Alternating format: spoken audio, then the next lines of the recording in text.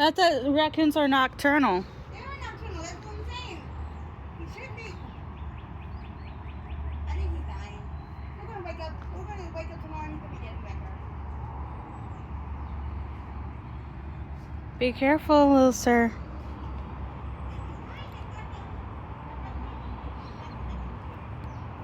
There's a raccoon back here. I'm careful.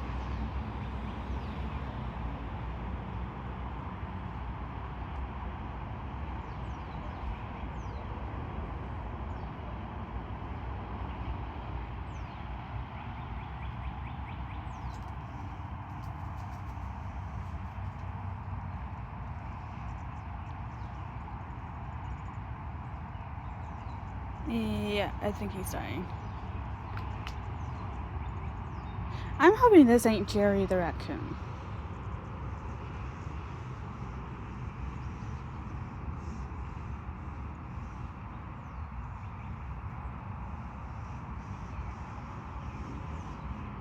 I need to search up what raccoons are good for. Because I know there are some... Hi, Henny! She's right up there. Oh, snap. Because raccoons gotta be good for something, right? It's like one of the good rodents. I know nobody really likes rats and mice. So that's why they usually put poison down for those specific rodents. Possums are good because if they claim your house as their part of their habitat, then they would basically they'll eat the insects and some plants. But if a rat or a mice comes to the property, rare occasions from what I've researched, but they would basically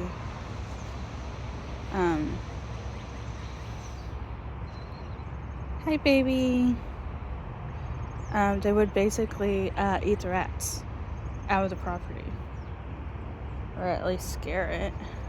Raccoons, I don't know what they're good for, because I know they're nocturnal, or they're supposed to be nocturnal. Well, actually, some say that they're nocturnal, and if you see them in daylight, then that's a bad thing, so. But if you're Jerry the raccoon, you know. If you guys don't know who Jerry the raccoon is it's a running gag that we had since Mom was alive. So there's this raccoon that used to be at the Bell helicopter place that's across the freeway, or it was across the freeway, not anymore. They since moved. But yeah, they always say that we had a friend that works there. I don't know if he still works at Bell Helicopter, but he used to work there. Definitely at this location. Why are you crying? Oh, hi, baby. I thought that was your brother who's crying. Hi. Yeah. Obviously, before Jynxie... Jeez, sorry, little miss. I didn't mean to accidentally... I accidentally put my foot in her face. I'm just seeing where this raccoon's going to go. That's all. Be careful, little miss. Yeah, be careful. You don't see that big humongous raccoon over there? I'm going to leave this gate open. So if he does come this way, he has an exit strategy.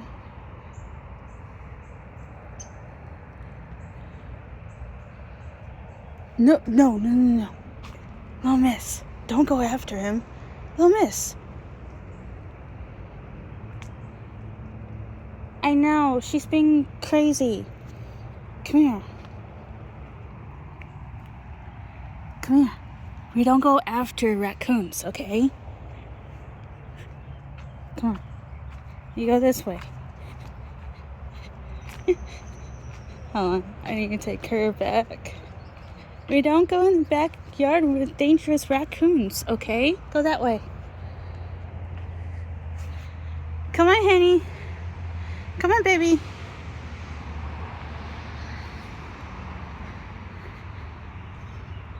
Come on, sweetie. Oh, hi, Baby Stripe.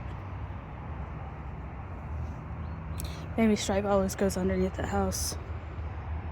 But anyway, so the Jerry the raccoon thing. So, because the guy says, our friend says that,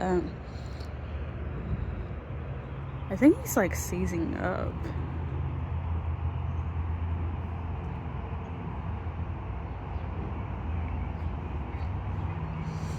I don't know. If you guys are raccoon experts, can you please tell me what he's doing? Because he falls over too. So he's either dying or he also has rabies. But if he has rabies, wouldn't he be like foaming at the mouth and would not know how to walk whatsoever?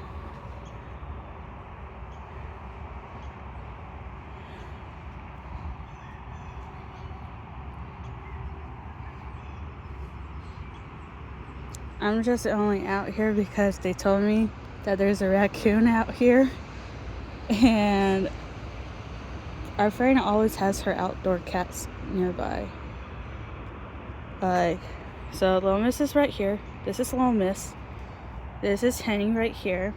The one that's, let me show you guys. The one that's in the garage. I think he's the only one that's in the garage. This cat right there, that's Little Sir. He's one of our other orange cats. Little Miss is the only female orange cat we have. Garfield's on the mailbox. Baby Stripe is right there. And then, let's see. I thought I saw a cat somewhere. Another cat. Oh yeah, I see him. You can barely see him. If you guys are on, because I want to make this as a podcast. If you guys watch the video instead of listening to it, you can see like close to the neighbor's house is one of the marble cats. And I think he's just going to lay there.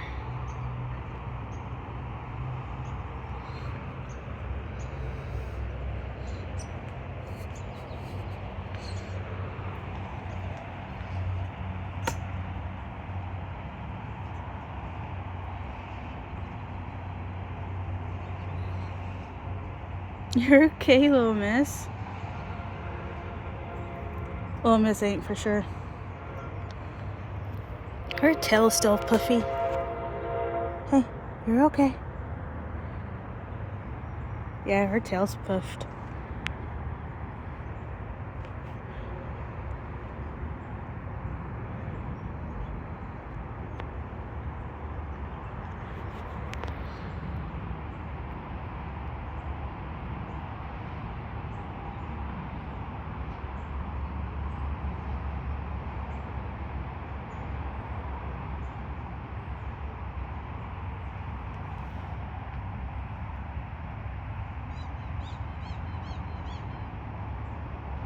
What the fuck was that?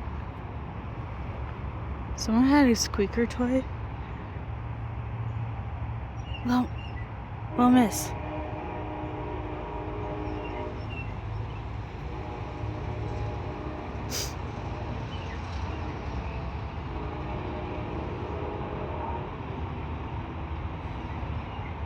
Come here, Little Miss.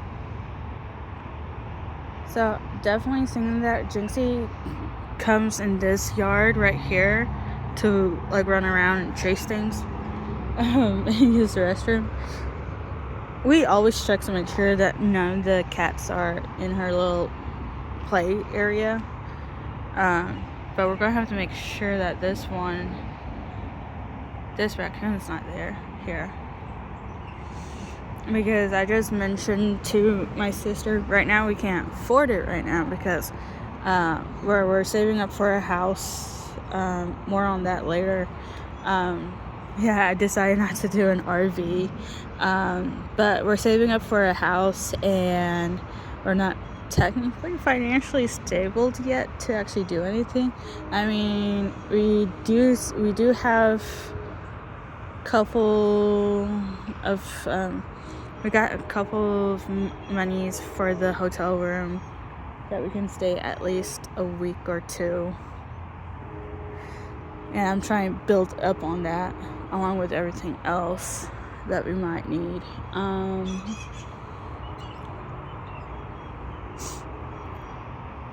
But right now I don't have any money for her to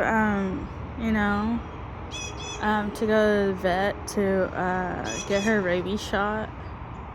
I mean, the last time she got a rabies shot was when I first got her, which that was back in 2022, or towards the end of 2022. So yeah, she's due for another rabies shot. I also want to get her insured. I'm going to use, which is not sponsored, Lemonade insurance for my car, because I'm also transferring car insurances. Because if I get Jynx's insurance through Lemonade, is only going to be costing me $36, and then for my car to be insured by Lemonade, last time I checked, it was around $200. But if I add Jynx's life insurance, combine it with my car insurance, then that should bring it down a little bit, like a discount.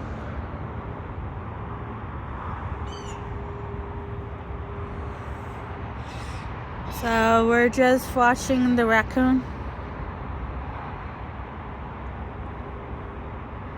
Hello, miss. Are we just watching the raccoon?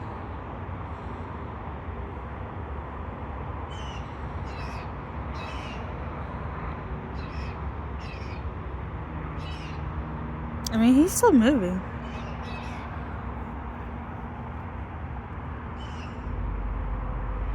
But I think he's just going to lay right there, though.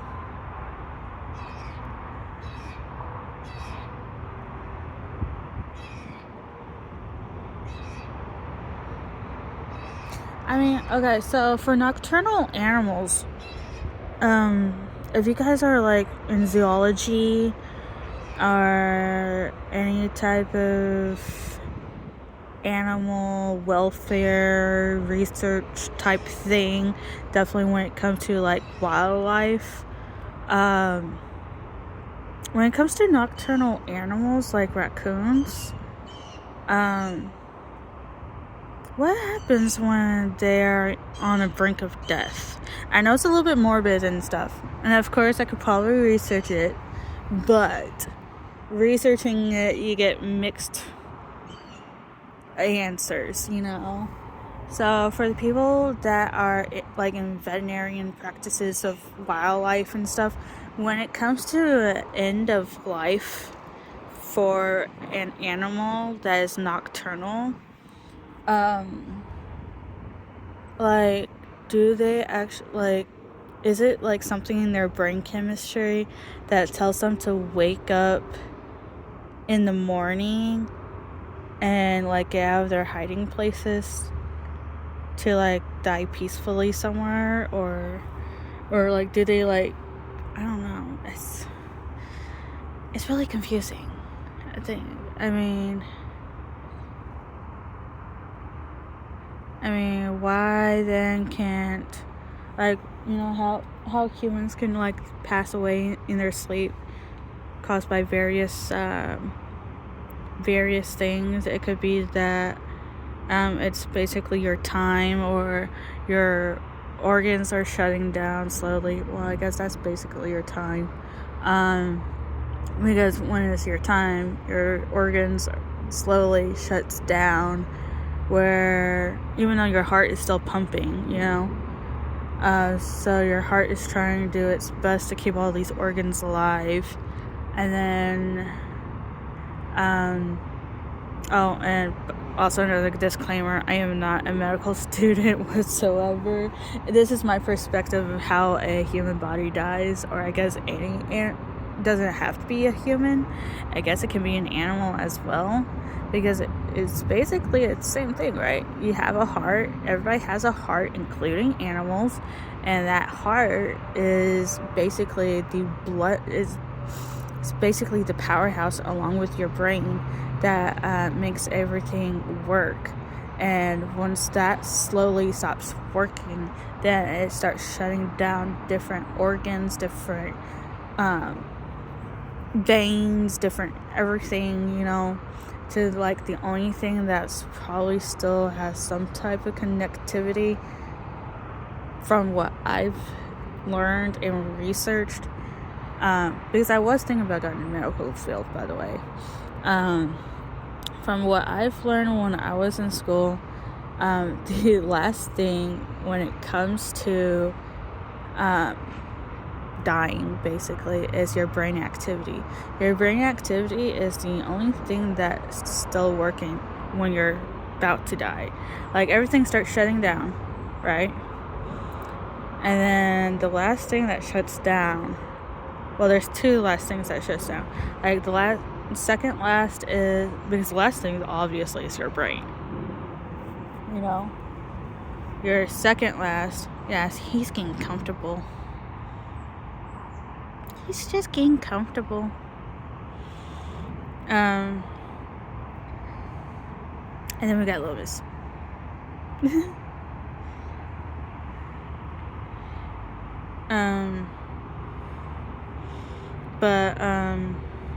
Let's see. What was I trying to go with this? Hi, little miss.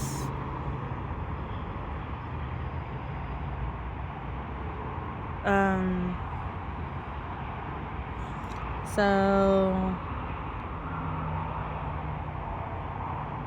I think he's having like little seizure episodes. I think. Because, I'll tell you guys in a minute why I think it's seizure episodes. And I got little Missy that's gonna be with me for right now.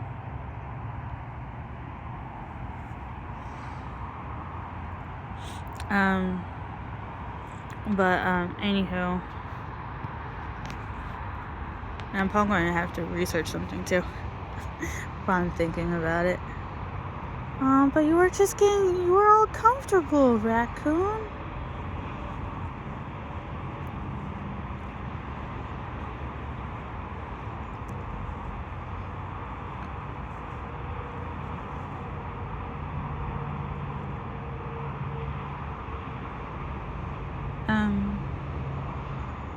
But anyway, so yeah, so the brain activity is probably the last thing that does anything, because it's your brain that sends the signals to your heart along with other things. Well, your brain sends the brain signals saying that they need help on something, right?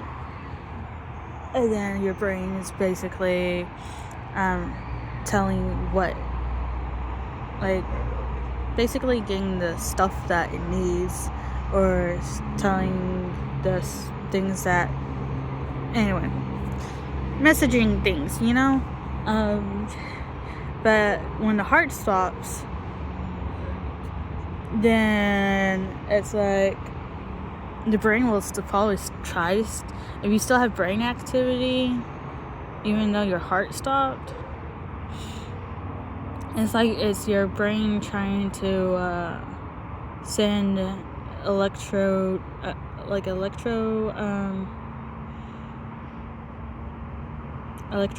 I guess, to your nerve systems to see if it's still working, or I don't know. If you guys are actually in the medical field, maybe you could probably tell me if I'm in the correct path on trying to figure out what I'm trying to say.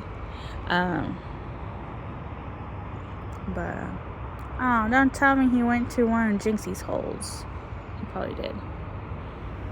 And this one, just getting all the love and attention.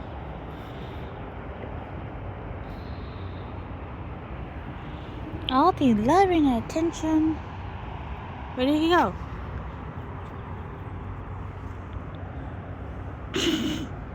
Oh, Miss is like, I don't care. I'm getting cuddles. I'm getting attention. Is that right? You're getting cuddles and attention? Oh, there he is.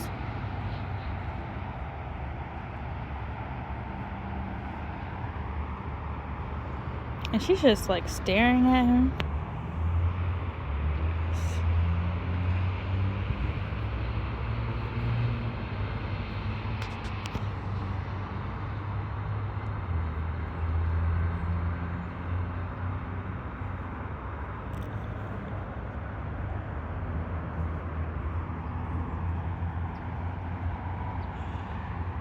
So obviously, before we take Jynx out, we're gonna have to figure out where Jerry the raccoon is. Oh, also, I guess I didn't finish the story about Jerry the raccoon. So let me finish about Jerry the raccoon. This is why I'm hoping this ain't Jerry the raccoon. Because Jerry the raccoon was, our friend says, huh? I'm getting attacked by Little Miss, though.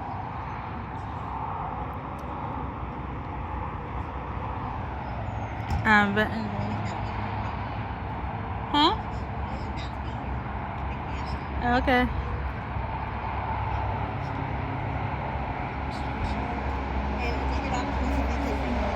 Orangey! Oh, Orangey! The raccoon's all the way over there. So, okay, so the story of Jerry the raccoon. So, like I said, the company that's on the other side of the freeway used to be Bell Helicopter, one of their plants. And according to one of the workers that is our friend, or was our friend, family friend, I don't see them anymore. But according to them, he's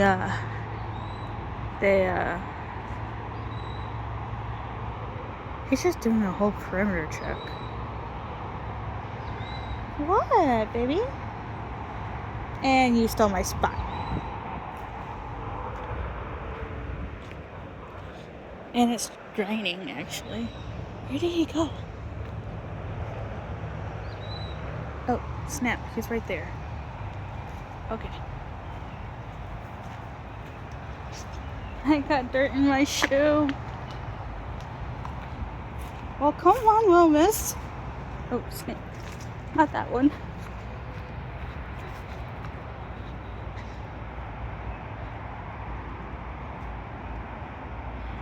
But anyway, so Jerry the raccoon.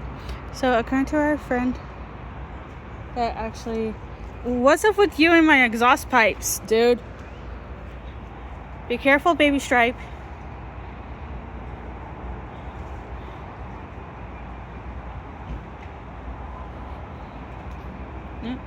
I was stripped.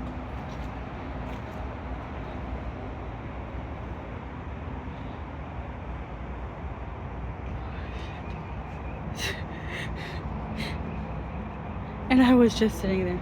So obviously he's not going to get out of that little park area. Okay. Oh, that's a cute little kitty. Sorry. Okay, it's a story about Jerry the raccoon. Okay. So obviously this raccoon's just going to go all over the place. Okay, so Jerry the raccoon. So Jerry the raccoon, according to our friend,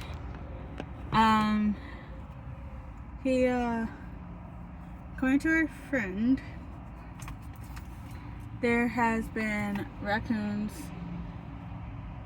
always over there. And Jerry the raccoon, we consider that he's a drunk raccoon because he managed to go into the, I don't know how he did it, but according to some people, they saw him go into the storm drains. And because he's drunk, he doesn't know what time of day it is, and that's why you see him in broad daylight. If you see a raccoon in broad daylight, that's probably him.